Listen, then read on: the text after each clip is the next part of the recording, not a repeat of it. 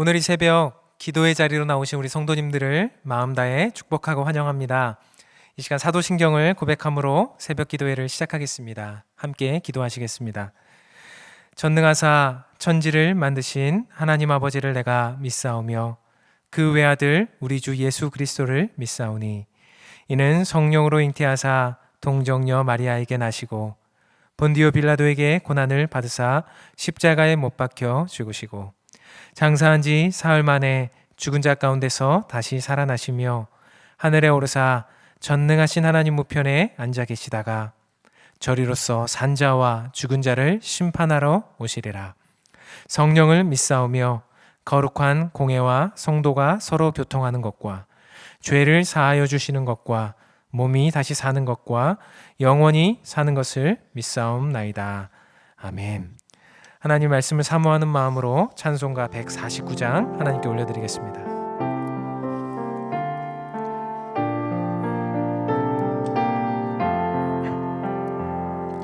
주 달려 죽은 십자가 우리가 생각할 때에 세상에 속한 욕심은 헛된 줄 알고 버리네. 죽으신 구주 밖에는 자랑을 말게 하소서. 보혈의 공로 힘입어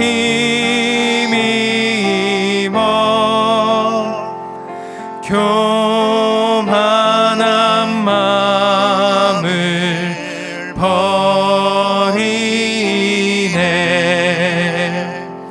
못 박힌 손발 보니 근잡이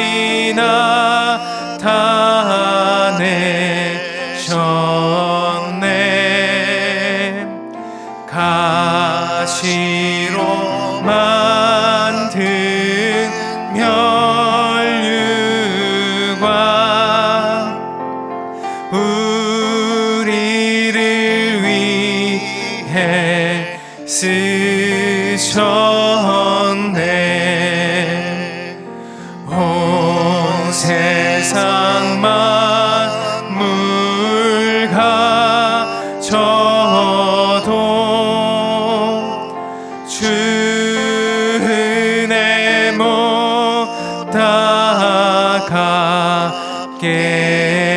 닦겠네. 놀라운 사랑 받은 남 몸으로 재물 삼겠네. 아멘. 우리에게 주신 하나님의 말씀은 고린도전서 1장 23절부터 25절까지의 말씀입니다. 고린도전서 1장 23절부터 25절까지의 말씀 읽도록 하겠습니다. 우리는 십자가에 못 박힌 그리스도를 전하니 유대인에게는 거리끼는 것이요 이방인에게는 미련한 것이로되 오직 부르심을 받은 자들에게는 유대인이나 헬라인이나 그리스도는 하나님의 능력이요 하나님의 지혜니라. 하나님의 어리석음이 사람보다 지혜롭고 하나님의 약하심이 사람보다 강하니라. 아멘. 사랑하는 성도 여러분, 오늘 이 새벽 우리는 계속해서 고린도전서의 말씀을 보고 있습니다. 이 시간 성도 성도님들께서 그 예배를 드리시는 곳곳 처소마다 하나님께서 주시는 큰 은혜가 있기를 소원합니다. 사랑하는 여러분, 신의 한 수라는 말을 들어보셨습니까? 신의 한 수라는 말은요, 기상천외한 묘책이나 또는 먼 앞을 내다볼 수 있는 행동을 뜻하는 은어입니다. 이 뜻과 비슷한 고사성어로는요, 선견지명이라는 말이 있습니다.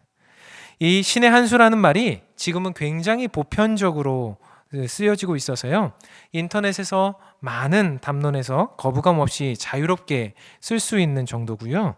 그래서 이 추세가 계속되면 어떤 사람들은 일반적인 관용어로 아마 이 말이 쓰여질 수도 있을 것이다 라고 이야기합니다.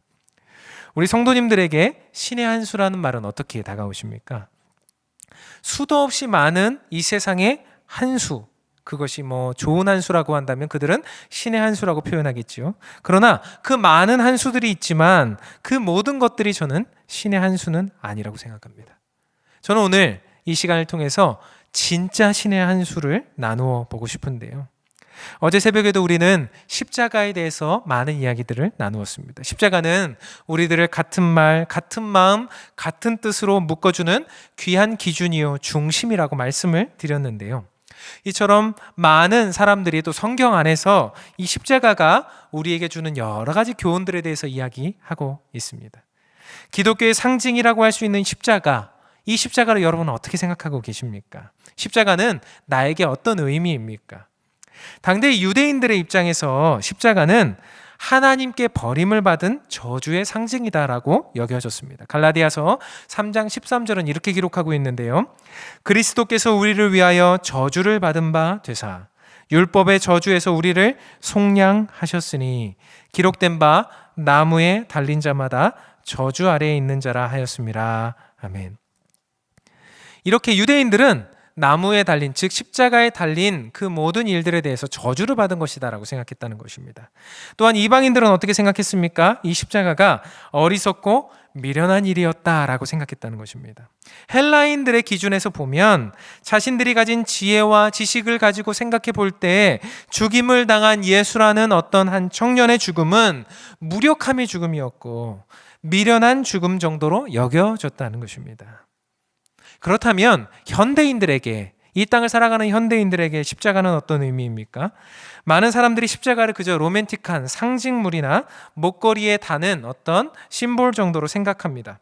교회 옥상에 붙어 있는 기독교의 교회의 상징물 정도로 십자가를 생각합니다. 유대인들과 이방인들이 그랬던 것처럼 부르심을 받지 못한 사람들에게 있어서의 십자가는 그저 아무것도 아닌 상징 모양일 뿐이다 라는 것이죠. 그러나 우리가 읽었던 본문 24절은 이렇게 고백하고 있는데요. 오직 부르심을 받은 자들에게는 유대인이나 헬라인이나 그리스도는 하나님의 능력이요 하나님의 지혜니라. 아멘. 다른 표현으로 하면 십자가와 그리스도는 위대한 하나님의 한 수였다라는 것입니다. 서두에서 살펴보았던 소위 신의 한 수, 하나님의 최고의 한 수가 바로 십자가의 그리스도였다라는 것입니다.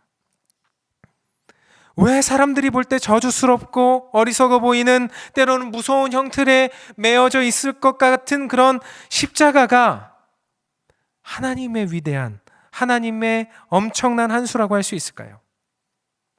그 이유는 바로 십자가가 하나님께서 이 땅을 향한 하나님의 사랑, 그리고 한편에서는 하나님의 공의, 이 두 가지를 완전하게 충족시킬 수 있는 유일한 방법이었기 때문입니다.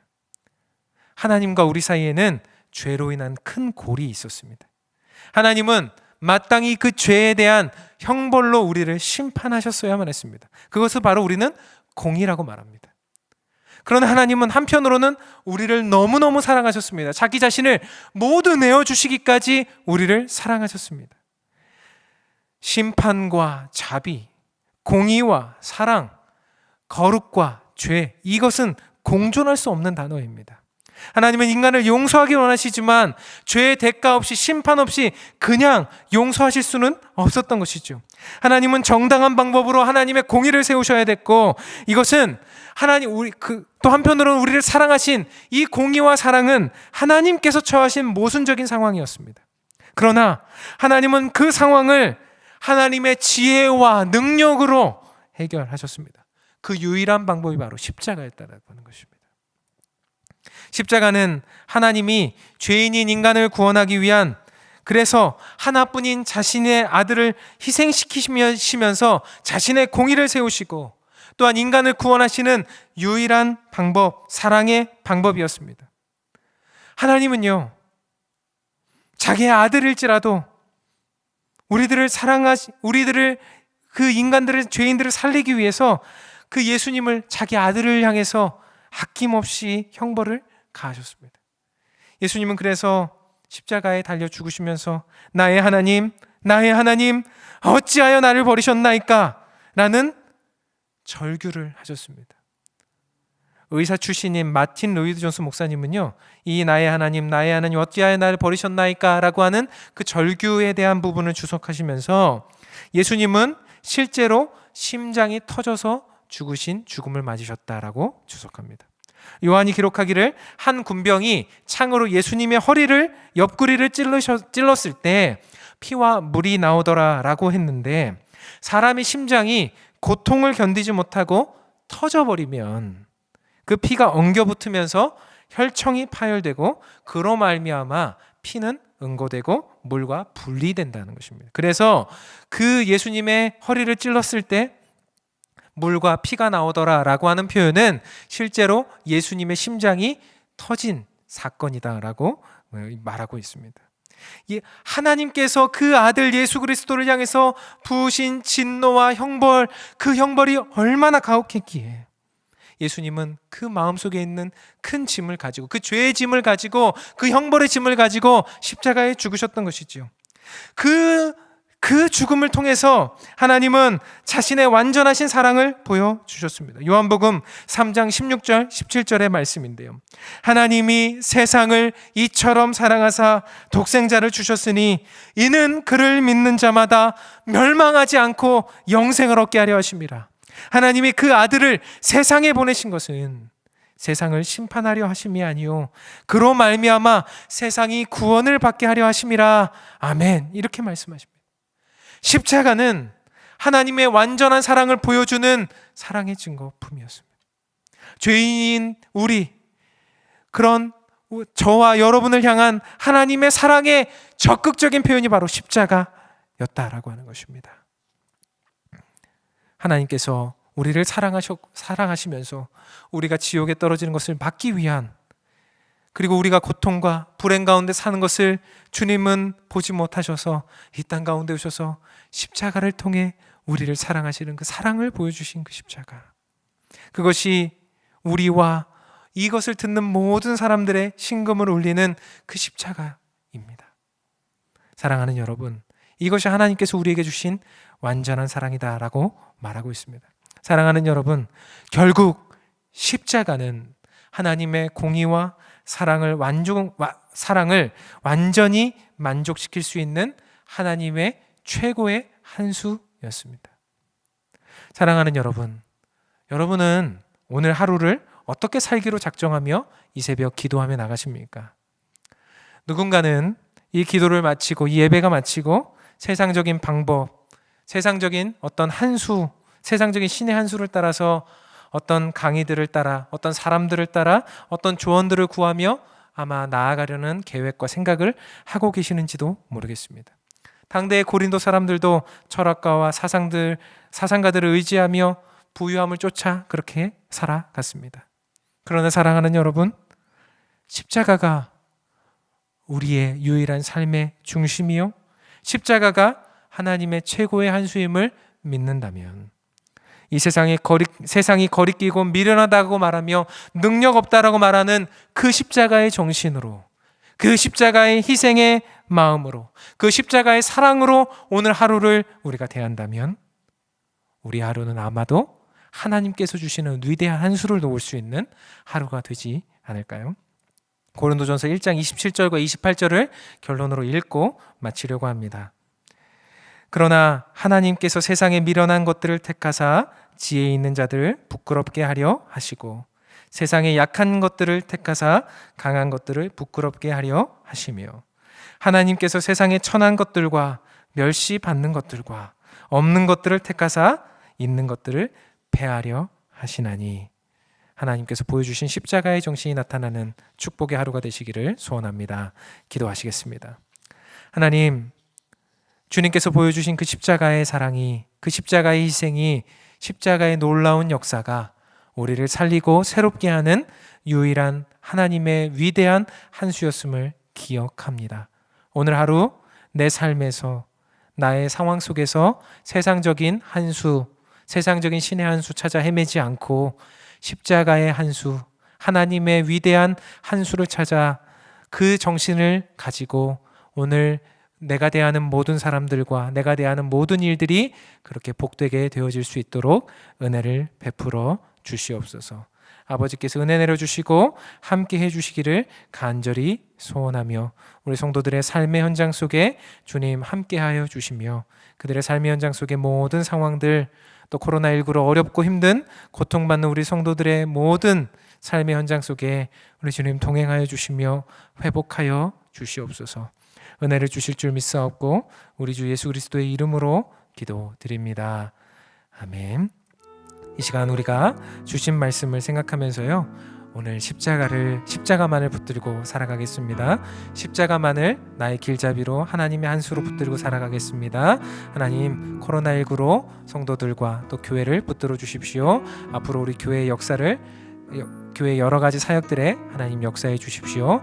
우리가 그 기도를 함께 하나님 앞에 드리시면서 나아가는 이 시간이 되시기를 소원합니다. 함께 기도하시겠습니다.